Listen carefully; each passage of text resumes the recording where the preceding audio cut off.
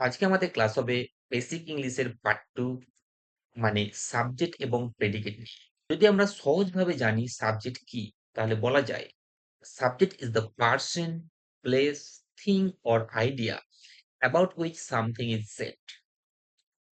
মানে সাবজেক্ট হচ্ছে সেই ব্যক্তি বা স্থান বা বস্তু বা সেই ধারণা বা সেই চিন্তা যার সম্বন্ধে কিছু বলা হয়। তাহলে ব্যক্তি, স্থান, বস্তু যার সম্বন্ধে কিছু বলা হবে তাকেই বলা হয় সাবজেক্ট। এই এক্সাম্পলটা দেখি, রাম সিংস। তো এখানে রামের সম্বন্ধে কি বলা হচ্ছে?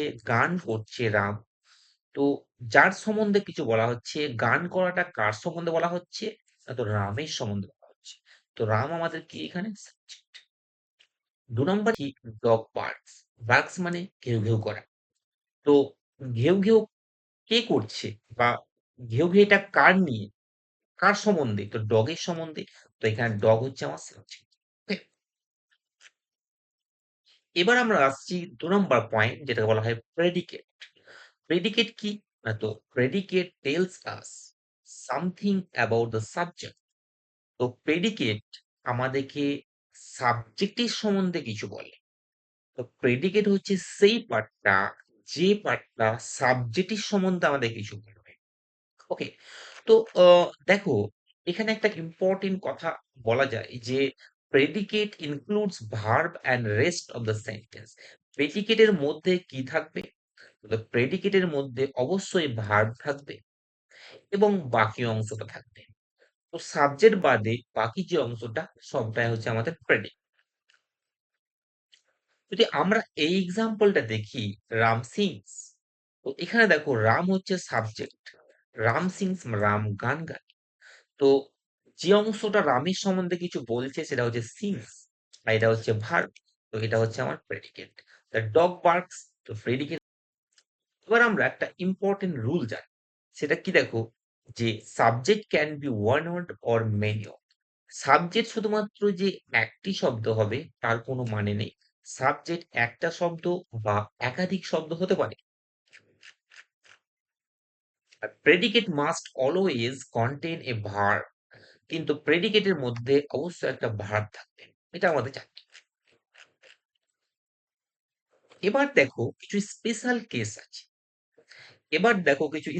কেস আছে। যেগুলো আমাদের পরীক্ষায় সাধারণত থেকে থাকে। তো সেটা কি? তো sometimes subject is hidden, specially in commands. তো কখনো, কখনো সাবজেক্টকে লুকানো থাকে, হিডেন অবস্থায় থাকে। তো সাবজেক্ট কখনো, কখনো লুকানো অবস্থায় থাকে। বিশেষ করে আদেশমূলক বাক্যে, অনুরোধমূলক বাক্যে, উপদেশমূলক বাক্যে। তো কি হয়? সাবজেক্ট কি হয়? লুকানো থাকে। তো এটা আমাদের দেখতে হবে। ধরো যদি আমরা এই এক্সাম্পলটা দেখি, তো গো দেয়ার। তো এখানে সাবজেক্ট কি? সাবজেক্ট এখানে লুকানো আছে। তো এখানে অ্যাকচুয়ালি সাবজেক্ট হচ্ছে ইউ গো দেয়ার। বাক্যটা কি হওয়া উচিত ছিল? ইউ গো দেয়ার। কিন্তু ইউ হচ্ছে আমাদের আন্ডারস্টুড, মানে আমাদেরকে বুঝে নিতে হবে। তো এখানে ইউটা হিডেন আছে। যদি সিট ডাউন বলা হয়, তো এখানে ইউ সিট ডাউন হওয়া উচিত ছিল। তো ইউটা এখানে হিডেন আছে, ইউটা আন্ডারস্টুড আছে। তো সিট ডাউন বসে পড়া, তাহলে এখানে সাবজেক্ট হচ্ছে কি? ইউ। ওকে? এবার আমরা কিছু কুইক ট্রিক শিখবো যে শর্টকাটে কিভাবে জানা যায় কোনটা সাবজেক্ট আর কোনটা প্রেডিকেট। তো দেখো, to find subject ask who or what. যদি সাবজেক্ট খুঁজতে হয় তাহলে কে বা কি দিয়ে প্রশ্ন করলে যে অ্যান্সারটা পাওয়া যাবে তাকে বলা হয় কি? সাবজেক্ট। বাকি যে অংশটা থাকবে সেটা কি বলা হয়?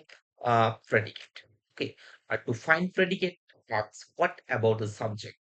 আর প্রেডিকেট খুঁজতে জিজ্ঞাসা করুন সাবজেক্ট সম্পর্কে কি বলা হয়েছে। তো আজকের ক্লাসটা হলো সাবজেক্ট এবং প্রেডিকেট নিয়ে। বেসিক ইংলিশের পার্ট 2। যদি তোমাদের ভিডিও ভালো লাগে লাইক, শেয়ার, সাবস্ক্রাইব অবশ্যই